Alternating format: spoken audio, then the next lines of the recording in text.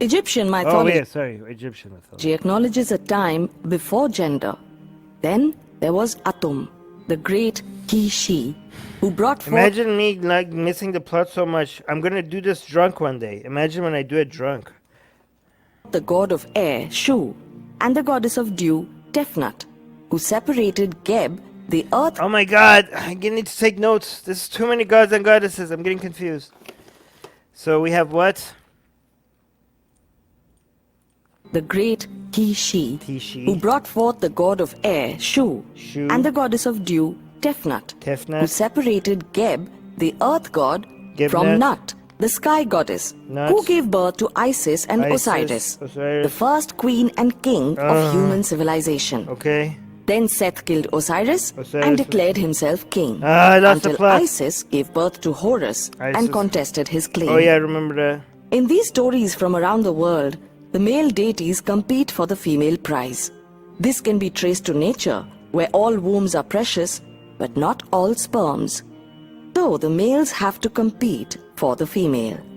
In many bird species, the female chooses the male with the most colorful feathers, the best voice, or the best song, or with the capability of building the best nest. In many animal species, Okay, guys, we're gonna do so many mythology live streams here together so that we eventually, I mean, at least I eventually get this whole plot, okay? Because that whole Egyptian stuff seems pretty cool, and I want to know the details, okay? We're gonna do Egyptian mythology. I'm gonna learn this shit, okay? Again, such as the walrus and the lion, the alpha male keeps all the females for himself. Thus, there are always remainder males who do not get the female. This selection of only the best males creates anxiety amongst the not-so-good males and translates into the fear of invalidation in the human species. To cope with this fear of invalidation, social structures such as marriage laws and inheritance rights come into being, often at the cost of the female. As human society learned to domesticate oi. animals and plants, trade and build cities, we see a Yeah, the whole idea of marriage was to take the control over, like, naturally women, you know, get to choose, but the whole idea of marriage was like to take control away. gradual shift in social laws, deterioration in the status of women, and rejection of goddess worship in favor of god worship. After thousands of years as hunter-gatherers, humans learned to tame and breed animals. These pastoral communities valued all the cows, but realized they do not need all the bulls to maintain numbers. Many bulls could be castrated and turned into beasts of burden. Yeah, by the way, guys, in nature, when it comes to mammals, a female is a lot more valuable than a male. Okay, when it comes to, you know, that's why males are expendable.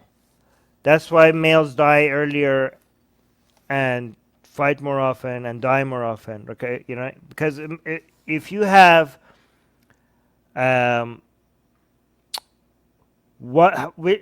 genetically, when it comes to spreading the genes, which scenario is better, right? Having one male and 1,000 females, or having one female or 1,000 males?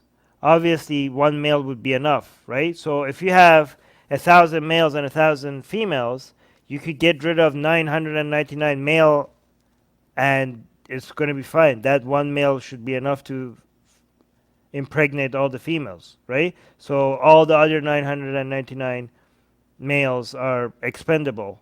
You could just get rid of them for the survival of the species.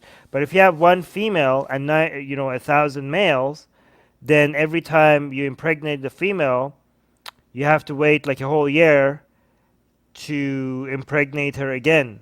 And you only need one male. All the other males are unnecessary, right? So naturally, females are a lot more precious than males for the survival of the species. And also the female is spending a lot more energy and resources and risks a lot for every time it does reproduction. the male has a very low level of investment, right? Um, so, but here's the thing: if once you create societal norms and structures and laws, because in society, it doesn't have to abide by natural laws, and given that the male had higher physical power, it managed to take control, especially when physical power was an important asset to have, and it managed to understand that the female is a valuable commodity, right? So to turn it was a commoditized human females because it recognized correctly that it's valuable. So using force, the male put itself in control and made sure that that it treats the female as a valuable commodity that needs to be controlled, sold, bought, and give limited access to it from other males as a way to control the other males, right? And I think if you rewind this tape a million times, the same thing will happen, right? Naturally, the female is more important. The male has more physical power. The male, at some point, when civilization starts, the male is going to recognize the high value of the female, and given its higher physical power, is going to create societal structures that it controls, limits the freedom, buys, sells, and controls other males with its higher access to the female. So I think this will happen a million times if you rewind the tape and play it again. Carts and plows. Could this apply to human society too? Not all males were necessary for reproduction. Right. Hey, This that's is what I just said. reinforced in the story of Nari Kavach, whose name means he who used women as a shield, found in Hindu Puranas. When Parshuram slaughtered all the Kshatriya men, Hey. only one man survived by hiding in the women's quarters. From this cunning coward sprang all the future Kshatriya clans. That a tribe Hey, there's a specific insect that does exactly that. needed women, not men, for its survival manifests in Stone Age art, where we find an obsession with fat, fertile female forms, or images of bejeweled women with their genitals exposed, while men are either reduced to the phallus or worshipped as the alpha bull, ram, or goat. This is the same reason why, in the Bronze Age, we find images of groups of women worshipped alongside a single male. Similar thoughts gave rise to the yogini shrines found across India with just one male, the Bhairav, and the practice of Kanya Puja, which involves worshipping a group of young girls accompanied by a single boy in North Hey, that's not creepy at all. What the hell? worshipping a group of young girls accompanied by a single boy in North India during Vasant Navratri or Spring Festival of the goddess. Oh A few my God, anthropologists what the hell is this? This is not right. This is like, wow, this is some creepy stuff happening here. Wait, they're treating. Oh my God, I don't know what's happening here. Do I want to know what's happening here? Vasant Navratri or Spring Festival of the goddess. A few anthropologists even argue that Krishna's Ras Leela Marco is saying, good argument, but there are exceptions in nature. Bonobo's example, and also some human cultures that promote that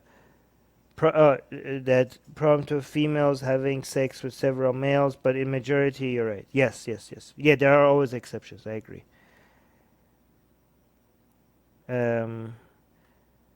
Kshatriya means Shah. Oh, that's good to know.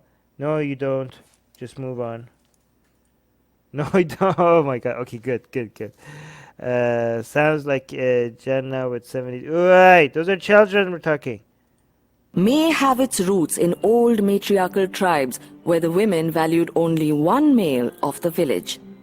To get access See, if you were like putting the natural order of things is that the women are the select, the picky ones, the ones that are selecting the mate with the right attributes, with the proper genes. Okay, because again, this is why women are pickier than men, at least in mammals, right?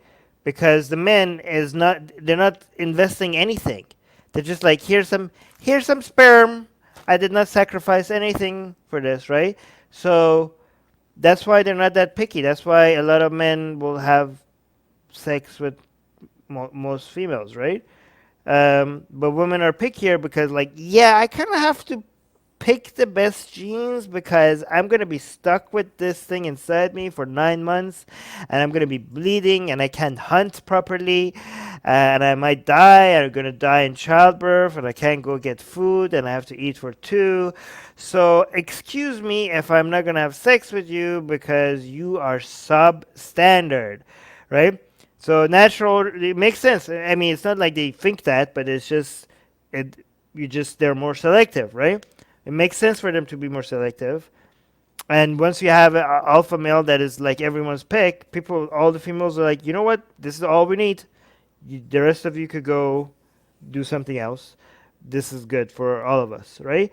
So, but again, the power of selection comes from the female. The only way that you could reverse the natural order of things is if you create a civilization or societies where men is like, you guys have realized that we actually can, you know, force our way onto them if we just like come up, because we're like kind of like more stronger, and basically if we just tell them that this is the law, they can't really do this whole selection crap, right?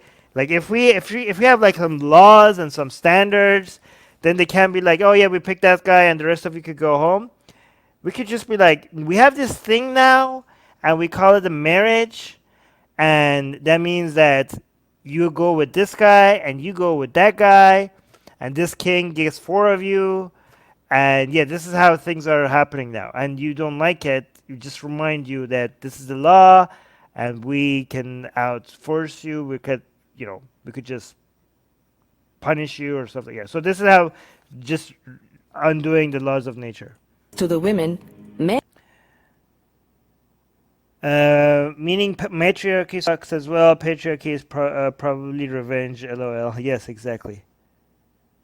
Natural order of cause and benefit of reproduction. Yes, exactly. Good way of. Yes, that's a very good way of phrasing it. India was a matriarchy first, then men took revenge. Yes, exactly how I mentioned it. I mean, it seems like everywhere it was like that somehow. had to I mean, nature is like that. fight each other Mammals. or simply submit to the woman's choice. This explains the origin of Swamvar, ceremonies described in the Hindu Puranas designed to get the best male for the woman. Idris is saying you're wrong about the only alpha male because two parents is better than one for children. Evolutionary speaking, choosing a lesser male that is faithful may be better strategy. Well, I mean, if choosing a male that is faithful for a lot is not a lesser male if it's being chosen. So you saying choosing a lesser male, but that's a contradictory, because even if they choose that male for loyalty reasons or whatever, technically that's not the lesser male. But yeah, I do know that like female selection changes, the standard changes from one part of the life to another. They might go from alpha, like in mammals, and then later on they might go for something that is not stereotypically alpha. That shift does. I heard that shift happens at some point in if female mammals mental life cycle. I don't know what it's called. I've heard that happens. Okay, but even that shift happening is also very strategic, right? Because a younger female might be able to a younger female mammal could get pregnant more often than an older female mammal, right? So a younger female mammal could be like, you know what, I'll just like get this alpha male. I don't need that much protection, that much, like I don't need that much loyalty. I'm young, I'm strong, I can take care of myself somewhat.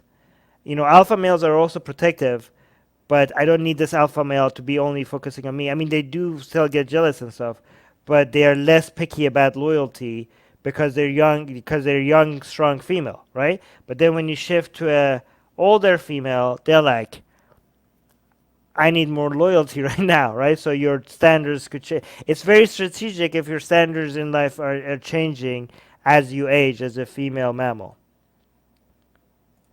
I mean, physically speaking, yeah. In such female-dominated cultures, the male could not refuse the woman.